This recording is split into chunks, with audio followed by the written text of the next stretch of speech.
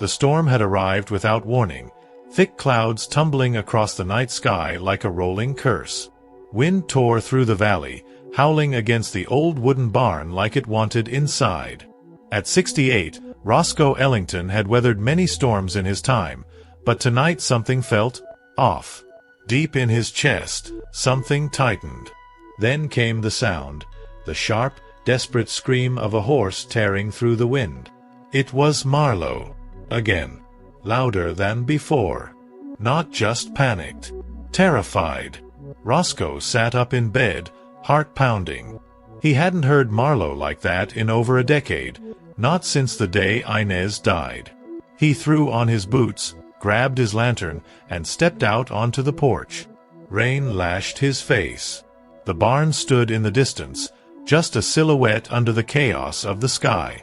Another cry from Marlow sliced through the air, a violent, pleading sound that made Roscoe feel like something ancient and primal had just awakened. The mud sucked at his feet as he moved, the lantern swinging wildly in the wind. As he approached the barn, he saw Marlow thrashing inside his stall, eyes wild and white. The horse reared back as if something unseen was creeping toward him. Roscoe rushed inside, calling out, "Easy, boy! What's wrong with you?" But even as he spoke, he sensed it. The air was too still, heavy, electric, but in the wrong way, like standing on the edge of a truth you're not ready to hear. Then, something moved. In the corner of the barn, behind the stack of old hay bales, a shape shifted, small, crouched, barely lit by the flickering lantern light. Roscoe froze. It wasn't an animal. Too still, too human. Carefully, he stepped closer, raising the light, the storm's roar muffled by the thick barn walls. There, soaking wet and shivering, was a boy, no older than 9. His clothes were torn. His eyes were locked onto Roscoe's face with a look that was more than fear. It was recognition. Roscoe's voice caught in his throat. "What the hell?" The boy didn't move. Just stared. Lightning flashed behind them, outlining his silhouette like a ghost given shape. Marlow let out one last shriek, then went silent.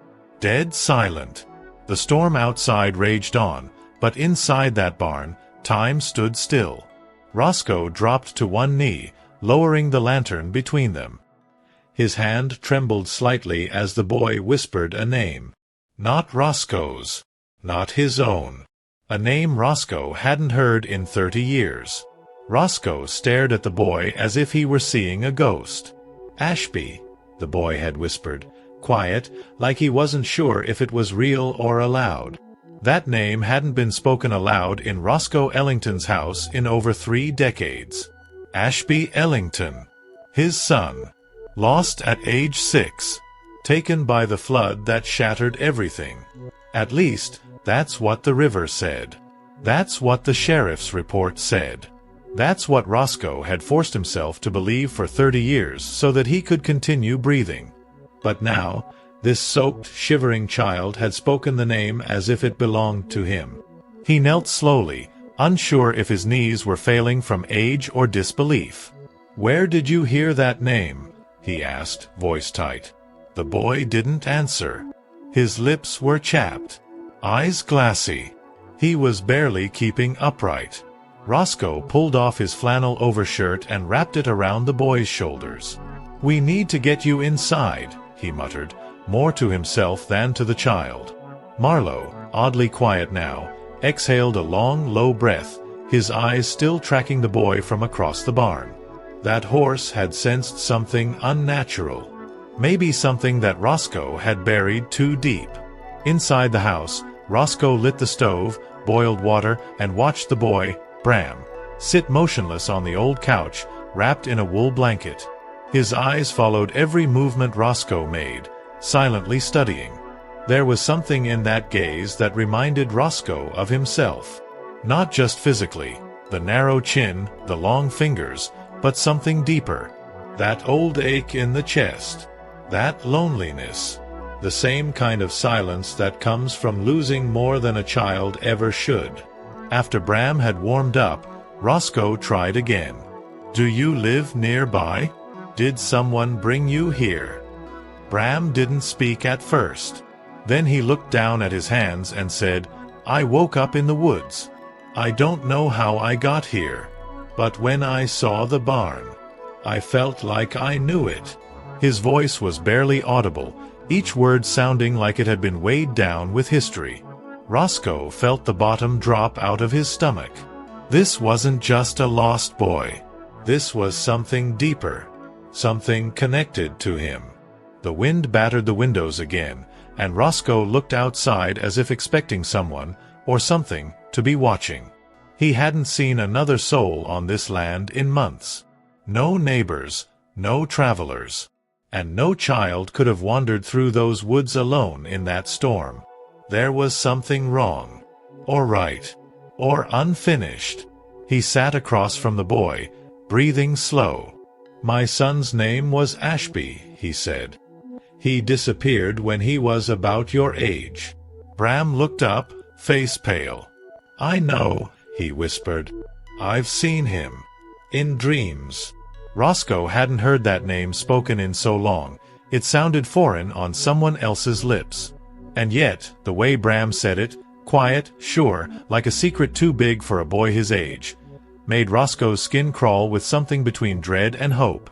The fire in the stove popped, sending sparks upward, but neither of them flinched. "Tell me what you mean," Roscoe finally said, voice low and careful, as if raising it might shatter the thin layer of reality holding the night together. Bram hesitated. Then, with the kind of honesty only a child can deliver, he whispered, "I've seen him. In my sleep. A boy by a river. He's always looking back at me, like he's waiting for me to follow. He never says anything. But I know it's him." Roscoe's breath caught. The river. Of course it was the river. That cursed stretch of water had taken more than just Ashby. It had taken his wife, his joy, and a piece of his own mind. 4 years after the accident, Roscoe would wake up drenched in sweat, hearing the rushing current and screaming his son's name into empty rooms. "I don't understand," Bram continued, fidgeting with the edge of the blanket. "But I always wake up feeling like he's trying to tell me something." His voice cracked slightly. "Sometimes I feel like I'm not supposed to be me." That sentence landed like a hammer in Roscoe's chest. Not supposed to be me? It was nonsense. Or it should have been. But something about the boy, his timing, his face, the way he stared into the fire like he remembered it from another life, made it all feel too close to impossible. Roscoe leaned back in the old wooden chair, trying to slow his racing thoughts. He didn't believe in ghosts. Never had. He believed in grief, in memory, in things you push down so hard they bubble back up years later, dressed in new faces. But this was something else. A cold sweat broke out on his neck despite the warmth of the fire. Outside, the storm had quieted, but the silence that followed was heavier than the rain had ever been. From the barn, Marlow let out a deep, almost mournful sound, not a panic, but a sorrow, a knowing. Roscoe closed his eyes. He hadn't even looked in the back of the barn earlier. He hadn't checked the flood hatch, the one that used to lead down to the creek. He stood suddenly. "You stay here," he told Bram, grabbing the lantern. "I need to check something." The storm had passed, but the night hadn't softened. The wind had quieted, the trees were still, yet everything around Roscoe seemed suspended in that uneasy silence that comes just before something breaks. Lantern in hand, he walked the muddy path back to the barn, each step heavier than the last. He hadn't thought about the old hatch in years. Maybe because he didn't want to. Maybe because part of him believed that if he left it buried in memory, what happened that day would stay buried too.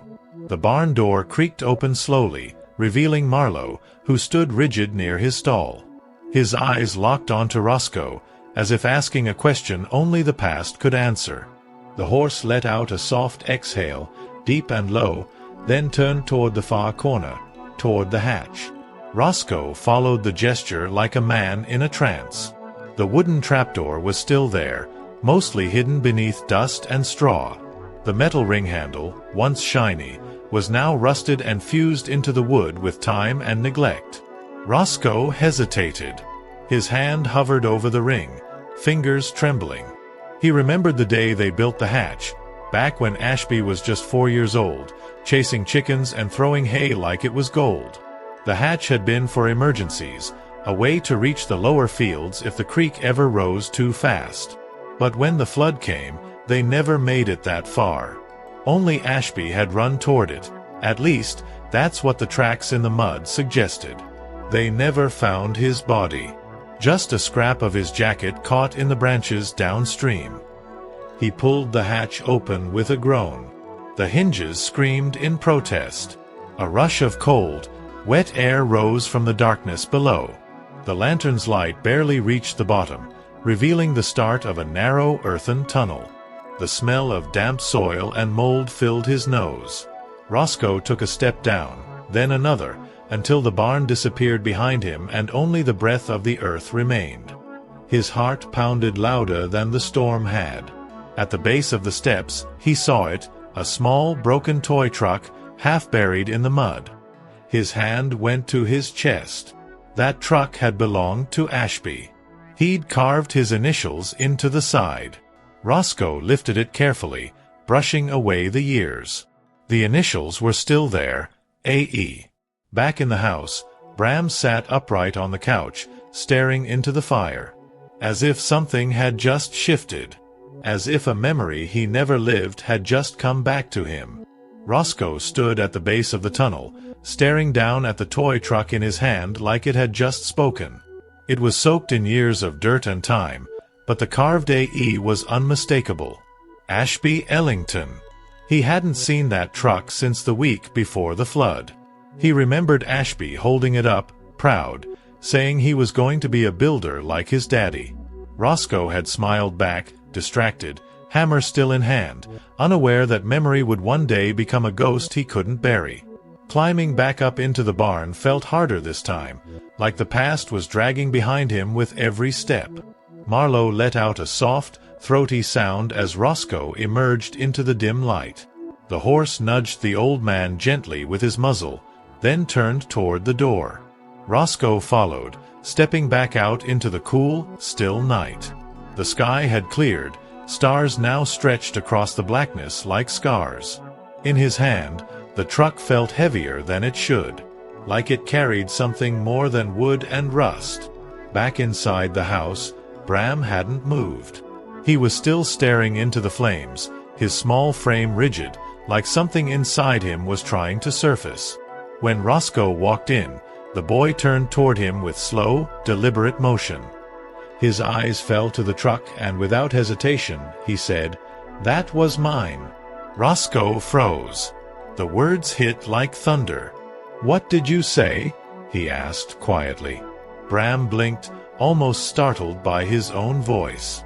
"I don't know why I said that," he whispered. "I've never seen it before, but I know it was mine." Roscoe lowered himself into the chair across from him, the old wood creaking under his weight. "You said earlier you felt like you're not supposed to be you," he said, steady now. "What did you mean by that?" Bram looked down, pulling the blanket tighter. "Sometimes when I wake up, I don't know where I am, or who I am. But when I walked into your barn, it felt like I was home. Not just familiar, like I belonged there, like I'd been there before. I saw a blue truck in my dream, too. It was broken." The fire crackled, throwing shadows across the walls. Roscoe leaned forward and placed the toy truck on the table between them. It landed with a soft thud that seemed to echo louder than it should. Neither of them spoke. Outside, Marlow neighed again, one sharp sound, as if warning or calling. Bram turned his head slowly toward the window, eyes wide. "I think someone's out there," he said. Roscoe stood, his body responding faster than his mind. Bram's voice had changed, not louder, not clearer, but older. The boy didn't move. He just kept staring out the window, like he knew exactly what was waiting beyond the glass. Roscoe crossed the room in 2 heavy steps and pulled back the curtain. Darkness. Nothing but the empty field, slick with rain, shining faintly under moonlight. But then, there it was. Movement. Just beyond the fence line, something walked through the tall grass, too fluid for the wind. He turned the lantern up. Its flame cast flickering gold across the floorboards. "You stay here," Roscoe said, grabbing his coat. Bram didn't argue. His eyes remained glued to the window, almost hypnotized. Marlow neighed again from the barn. Louder, agitated. It was the same sound he'd made the night of the flood. That memory hit Roscoe like a punch to the gut. The panic. The screaming. The water swallowing everything. He opened the front door slowly, the hinges whining, and stepped outside. The air was still, too still. As he approached the fence, Roscoe saw it, the unmistakable outline of a figure standing motionless among the soaked grass. Not moving, not speaking, just watching. For a moment, Roscoe couldn't breathe.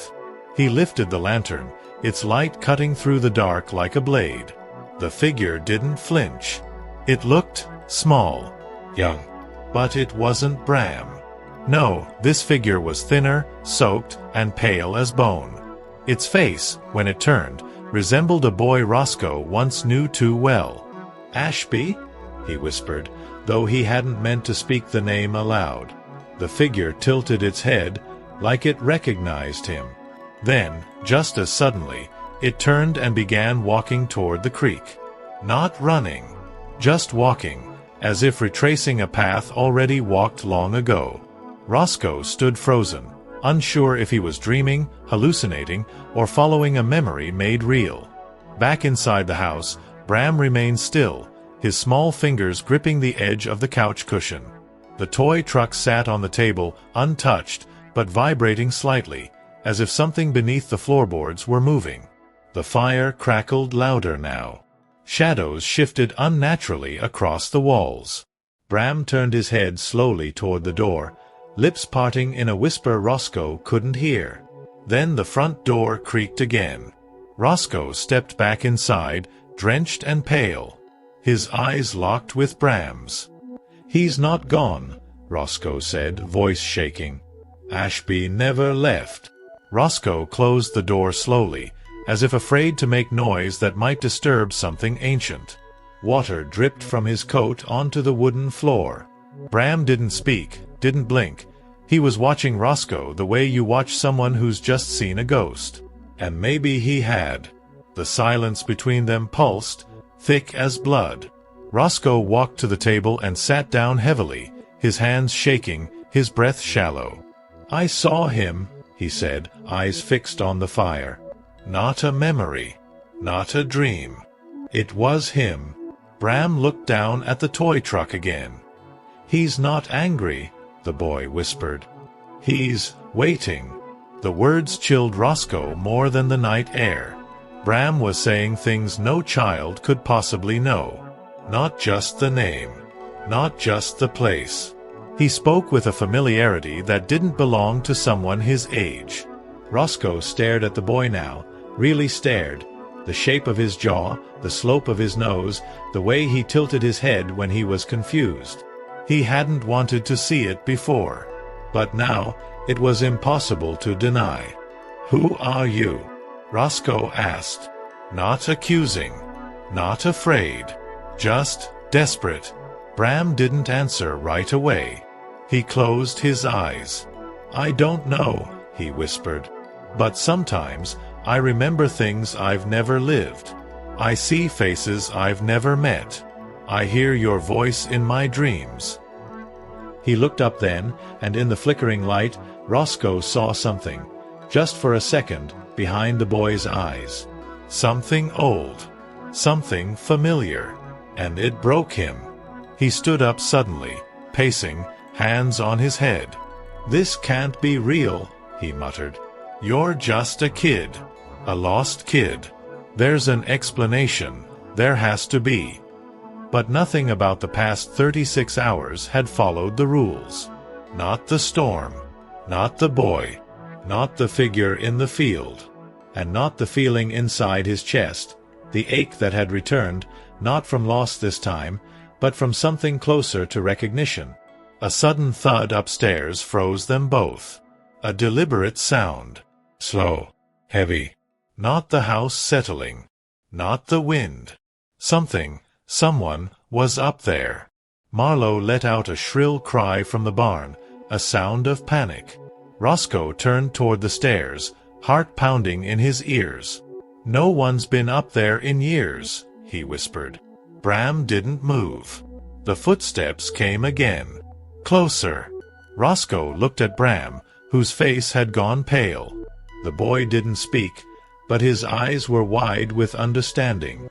"He's here," Bram said. The stairs groaned beneath Roscoe's feet as he slowly climbed, lantern in hand.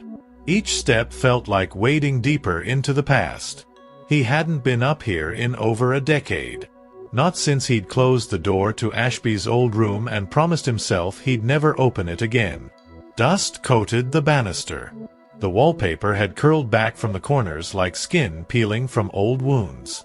And yet, the footsteps he'd heard were real. He hadn't imagined them. He knew that now in his bones. Bram remained downstairs, silent, eyes fixed on the ceiling above. The house had shifted into something else, not haunted exactly, but aware, alive. And Bram could feel it, as if the walls were holding in breath, as if every board remembered the pain stored in the floorboards. He didn't call out to Roscoe. Somehow, he knew this part had to happen alone. At the top of the stairs, Roscoe paused outside Ashby's old room. The door was cracked open, just slightly, and he hadn't left it that way. No wind had done this. No time. This was something more. He pushed the door slowly. The lantern's glow spilled across the room, revealing a space frozen in memory. A small bed, a wooden dresser, a baseball glove still resting on the windowsill.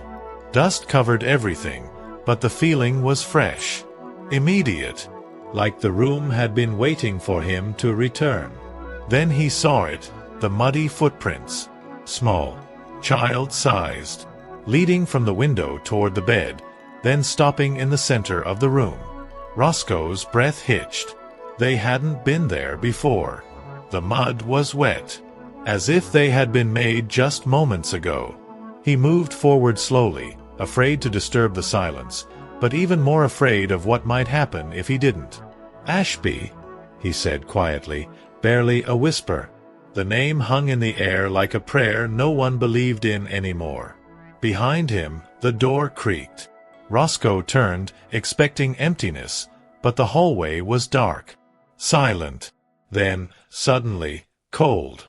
A wave of air swept through the room, and the lantern flickered violently. Roscoe clutched it tighter. From the corner of the room, a faint voice broke the silence. "Daddy." The word shattered him.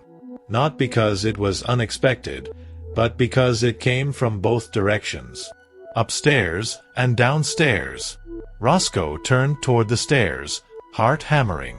Below, Bram was no longer alone.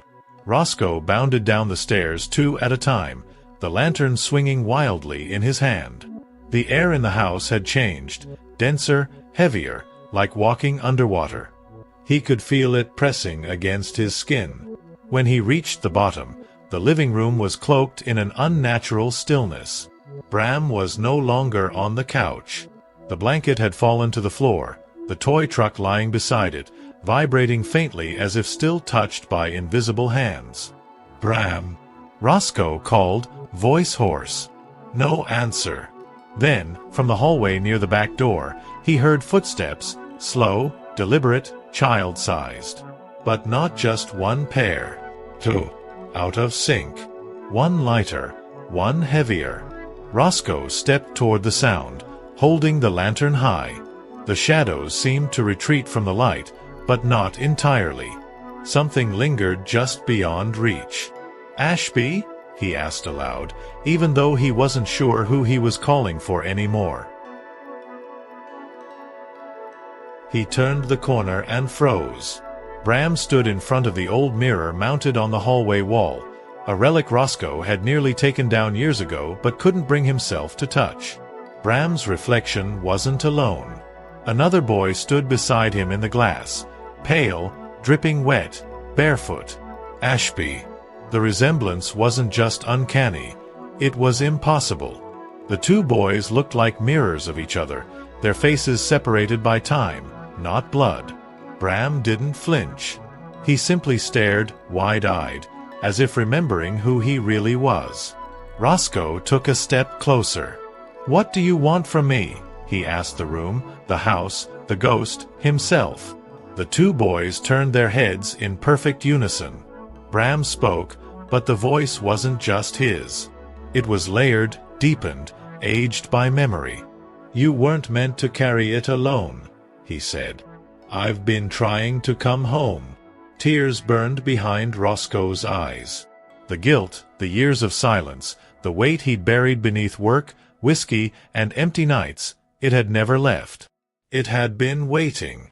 The lantern flickered again. Then it went out. In the darkness, Roscoe felt something brush his hand. Small fingers, warm. Then another, colder, just beside it. He dropped to his knees, overwhelmed. "I'm sorry," he whispered. "I didn't know how to keep going." The warmth pressed against his chest, a soft embrace. For the first time in 30 years, Roscoe felt the weight begin to lift. Outside, Marlow cried into the night, but this time it wasn't panic. It was release. Morning light filtered through the kitchen window, pale and soft, the kind of light that follows a storm. Quiet, unsure. Roscoe sat at the table, hands wrapped around a cup of coffee he hadn't touched. Across from him, Bram dozed lightly, curled in the old armchair, wrapped in Roscoe's old flannel shirt. The fire had gone out hours ago, but warmth lingered in the room. Not just from heat, but from something deeper. Something that no longer needed to be explained. Roscoe looked down at the toy truck, still resting on the table. Its surface was clean now, as if someone had wiped it during the night. The carved initials, A.E., were clear and sharp. There was no longer any doubt in Roscoe's heart about what had happened. Ashby had come back. Not as a ghost to haunt him, but as something older than grief. As memory. As forgiveness. And through Bram, something lost had found its way home. Bram stirred, his eyes fluttering open slowly. He looked around, momentarily confused. Then his gaze settled on Roscoe, and there was no fear, no confusion. Just calm. "I don't feel like him anymore," the boy said softly. "Not like last night." Roscoe nodded, swallowing the lump in his throat. "That's because he's at peace now." They didn't need to say his name. The silence said enough. Later that morning, Roscoe and Bram walked together to the creek. The floodwaters had long receded, and the earth smelled of damp leaves and rebirth. At the bank, Roscoe knelt and placed the toy truck gently at the edge of the water. For a moment, it sat still. Then slowly, the current took it. The truck drifted downstream, spinning slightly as it moved, like it remembered the way. Bram reached out and held Roscoe's hand without a word. They watched in silence until the truck disappeared around a bend. That night, Roscoe made up the guest room. He didn't ask Bram where he came from. Not yet. There would be time for that. For now, the boy was simply home. Marlow nickered softly from the barn, content. The wind had lost its bite. And for the first time in 30 years, Roscoe didn't dread waking up in the morning. As he turned out the lights, he passed the hallway mirror. There was no reflection of Ashby this time. Only Roscoe, older, worn, but whole again.